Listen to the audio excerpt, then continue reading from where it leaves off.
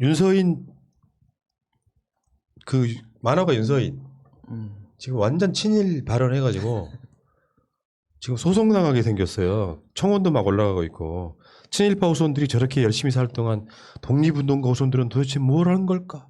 사실 알고 보면 100년 전에도 소위 친일파들은 열심히 살았던 사람들이고 독립운동가들은 대충 살았던 사람들 아니었을까? 요 말에 분개한 국민이 우리나라 국민의 한 80% 된다 그래요. 20%는 뭐예요? 20%는 친일파죠. 토착이에요, 그죠? 근데 윤서인이 이번에는 좀 실수를 한 게 윤서인 작가가 평소에 자기 채널에서 그러니까 스스로 인정하거든요. 나는 그 윤서인 자기 자신이 친일 극우라고 스스로 이제 이야기를 하고 그 채널을 구독하는 사람들에 대해서 애칭을 붙이잖아요. 뭐 그러니까 예시가 생각이 안 나는데 그러니까 그 윤서인 채널의 그 시청자들을 뭐라고 부르냐면 1799라고 불러요. 왜? 친일 구구. 아. 1799. 그러네. 숫자 1799라고 그렇게 부르거든요. 7199는 안 돼 그러면? 아, 719구다. 죄송합니다. 719구. 아. 그러니까 스스로를 친일구구라고 하고 그 시청자들도 자기들이 스스로 인정을 해요. 자기들이 7199라고.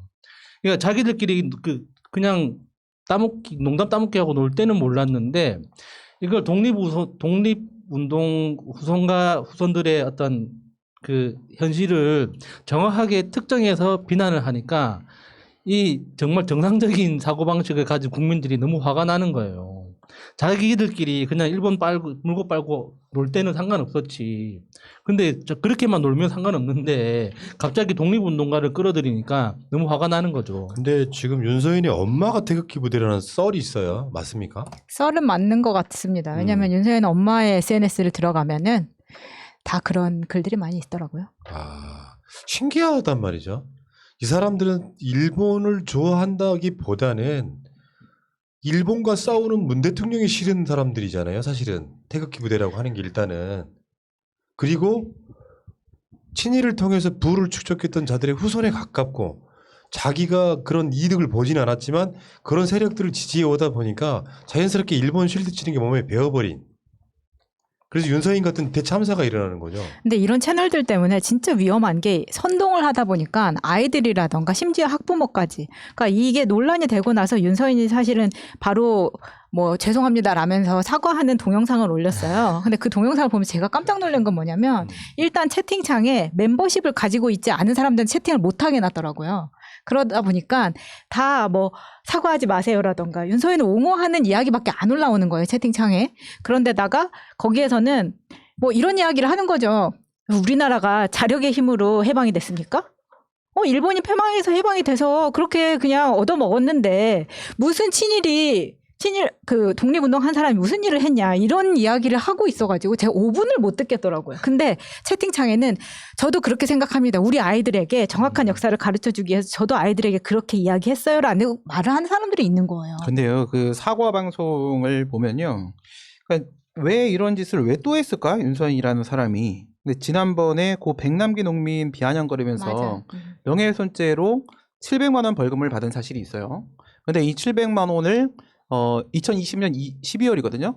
예, 바로 지난달에 800만 원 이상 후원금 슈퍼챗으로 받아 챙겨놨단 말이죠.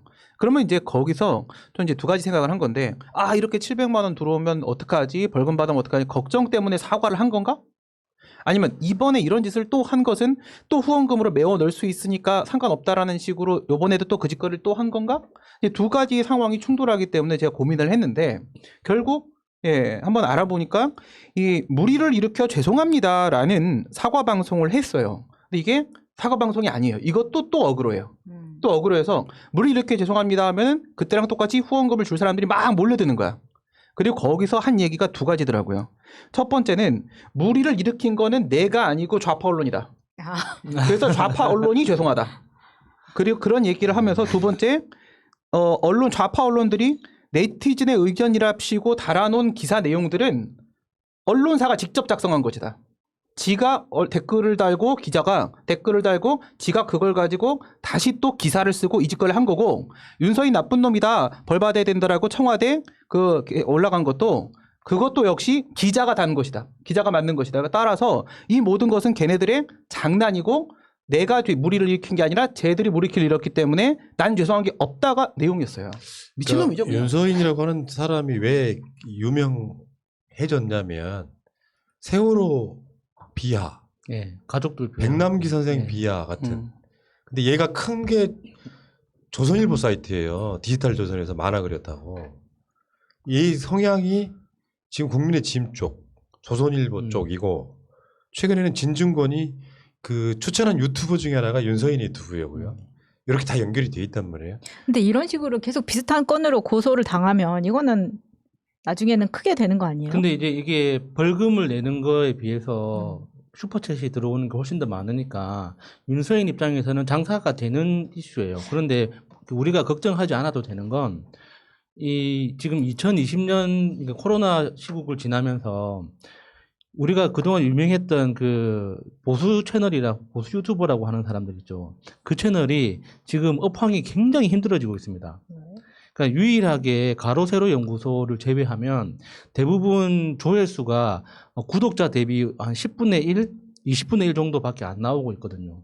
그러니까 지금 장사가 안 되고 있어요. 아하. 그러니까 그 보수 유튜버들도 초기에는 내가 기존 미디어에서 못 봤던 컨텐츠를 다뤄주니까 재밌어서 그 사람들을 보기는 했는데 그 컨텐츠가 새롭게 안 나오는 게 없잖아요. 말하는 적도 틀리거든요. 나중에. 그러니까 똑같은 이야기를 1년 내내 주구장창 하니까 재미가 없는 거야. 그게 극렬하게 했던 때가 총선 전이었고요. 네. 총선 폭망하고 나서 사실 저쪽 유튜브가 상당히 많이 무너졌어요. 그나마 강용석 씨가 하는 그 채널은 새로운 이슈를 계속 발굴하잖아요.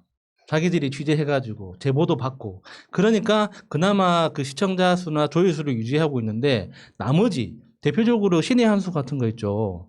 지금 보통 그 평균 조회수가 5만, 6만 이렇게 나옵니다. 그래요? 구독자가 100만이 넘는데. 야, 새날이나 뭐. 예, 그러니까 없네요. 장사가 될 리가 없잖아요. 어허. 그러니까 이게 이런 논란을 통해서 일시적으로 슈퍼챗이라도 받아야지 그나마 이제 먹고 오케이. 살 수 있는 거죠. 자, 어제 광복회가 윤서인을 80억 고소하겠다. 이렇게 해야 된다고 봅니다. 아. 네. 그러니까요. 아니 이런 문화가 정착이 돼야 돼요. 그래야 이런 소리를 못 하죠. 왜냐하면 문제는 하나만 예시 그래, 하나 그래. 들게요. 예전에 윤서인이 이런 카툰을 써가지고 굉장히 네. 진짜 열받은 적이 있었는데 그 조두순 사건에 대해서 딸아 널 예전에 성폭행했던 조두순 아저씨 놀러 오셨다. 이걸 가지고 웹툰을 만들어서 올린 적이 있어요. 에이씨. 그러니까 이런 사람이기 때문에 이 사람은 어떤 뭐 좌우 편향을 떠나서 더 이상 팬을 들지 못하게 해야 된다라고 예. 생각합니다. 알겠습니다. 어쨌건 기억들 하세요. 윤서인이 윤서인이 아니라 국민의 짐, 조선일보 등과 연결돼 있다는 그것만 기억하시면 돼요. 이 사람들 성향이 그렇다. 일본에 대해서는 지나치게 관대하고 독립운동들에 대해서는 폄하하고 이게 몸에 배어있는 작자들이다. 진짜로 내가 느끼는 게 이런 거예요. 토착 외구가 실존에 있어요. 그런 놈들이 많아요. 대한민국에. 이런 놈들이 있는 한 나치나 일본이나 사실 크게 다를 게 없지 않습니까? 대한민국 국민 스스로가 나서서 이렇게 독립운동을 폄훼하는 것은 처벌받아야 된다고 생각해. 할 수 있다면 경제적으로 다 털어버리고 징역도 살아야 된다고 생각해. 법만 있다면 가능한 거예요. 여기까지 하겠습니다.